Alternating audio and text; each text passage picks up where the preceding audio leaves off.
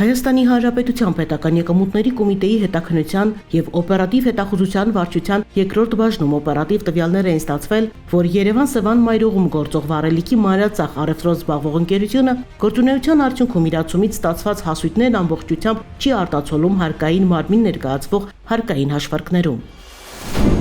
Հետաքննության եւ օպերատիվ հետախուզության վարչության աշխատակիցները ձեռնարկել եւ իրականացրել են ծավալուն օպերատիվ հետախուզական միջոցառումներ։ Ընկերության գազալցակայաններում տեղադրված լիցքավորման աշտարակներից դուրս են բերվել եւ հետազոտվել իրացման վերաբերյալ տվյալները։ Միաժամանակ ուսումնասիրվել են նաեւ վաճառքի հաշվառման մատյաններն ու սևագիր գրառումներ պարունակող տետրերը։ Ձեռք բերված տվյալները համադրվել են ՊԵԿ տեղեկատվական բազայում առկա նույն ժամանակաշրջանների վերաբերյալ հարկային հաշվարկների տվյալների հետ։ Պարզվել է, որ ընկերության կողմից 2022-ից 26 թվականներին սեղմած բնական գազի, հեղուկ գազի, բենզինի եւ դիզելային վառելքի վաճառքների մասով հայտարարագրվել է շուրջ 600 միլիոն դրամի իրացման շրջանառություն։ Արդյունքում չի հաշվարկվել եւ պետական բյուջե չի վճարվել շուրջ 210 միլիոն ՀՀ դրամ։